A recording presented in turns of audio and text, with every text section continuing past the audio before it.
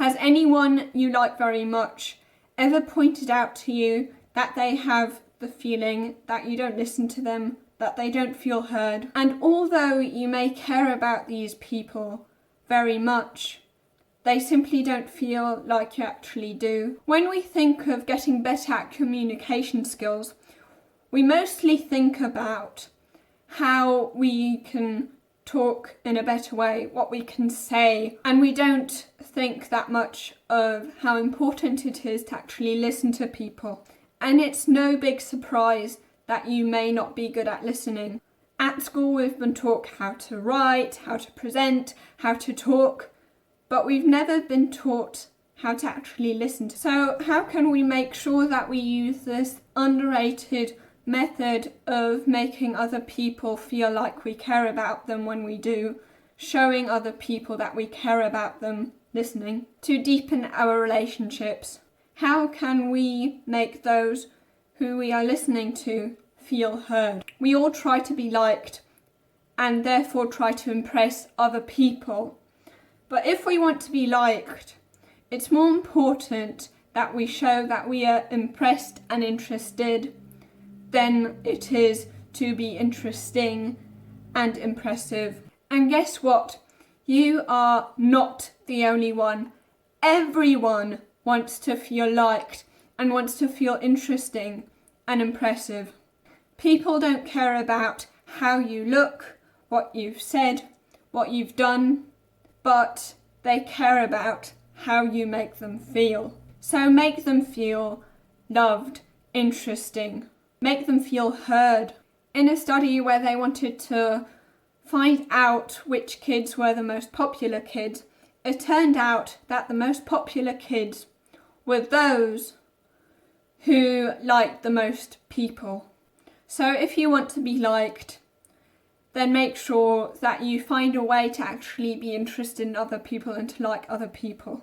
If you want those who you love to feel like they're heard, then be somebody who makes other people feel like a somebody. And making people feel heard, letting them talk, letting them say how they feel, makes them feel really, really good. So if you want to make people feel good, because that's what people actually care about, then you should let them talk a lot. Because according to Jay Shetty, talking about ourselves is more pleasurable than eating or making money.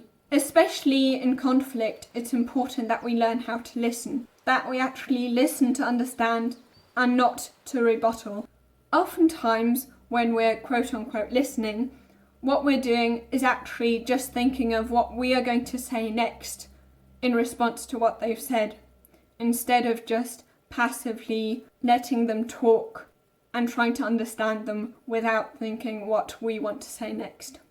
Then the second tip for people to feel like you understand them and you actually want to listen to them and that they are heard is to not have to be right all the time. Because if you cling to being right, life is going to turn out wrong. People only feel like they can open up to you and they only care about your view if they feel like you care about theirs. How would you feel if, for example, a doctor prescribed some kind of medicine without even listening to you what your illness is, without even diagnosing you? How would you feel if your doctor just prescribed you any medicine without actually knowing what you're suffering from, what your illness is? You wouldn't trust them. However, we ourselves very, very often give people advice, try to solve their problem without actually listening to them to find out what their problem actually is. But we interpret it in a way that makes us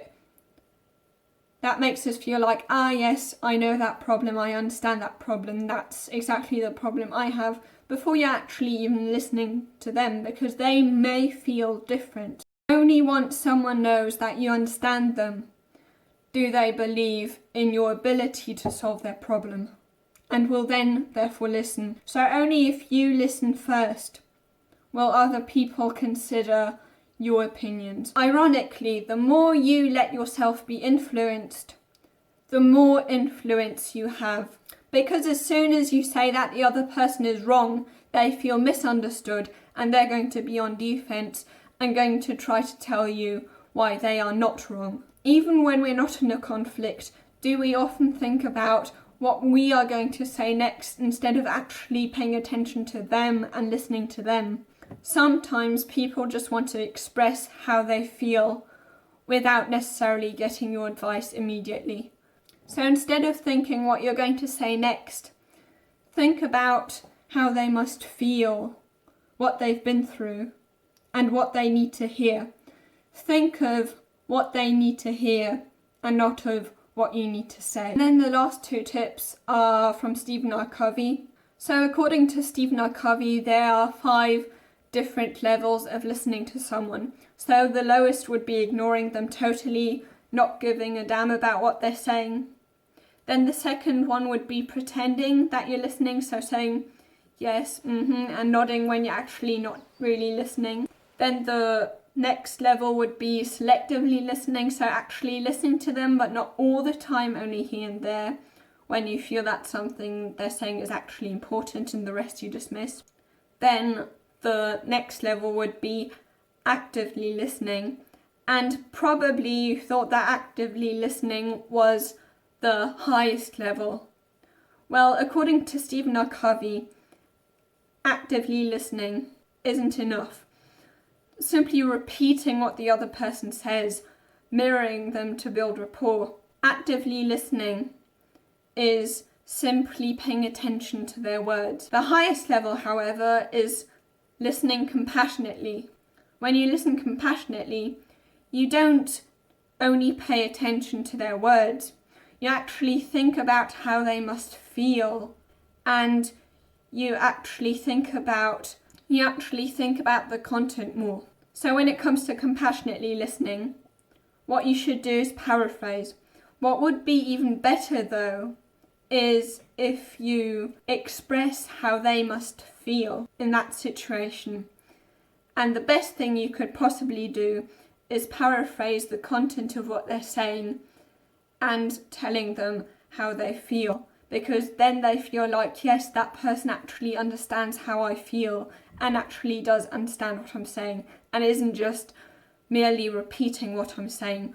And then the 5th tip would be that you don't necessarily want to try and see your autobiography in other people's lives. Examples of how we try and find our autobiography in other people's lives is, for example, when it comes to evaluating, saying, yes, this is how I feel about it. This is what I've learnt, and probably this is what you must learn or have learnt from the situation too.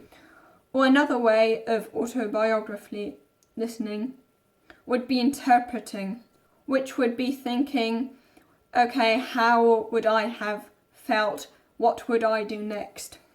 And then the 3rd one would be advising them. If your problem of not being capable of listening too much often leads to conflict, then you might also want to know other things that you may be doing wrong in conflict. And you want to know how, apart from listening more, you could make conflicts escalate less in the future. Then you can watch this video here.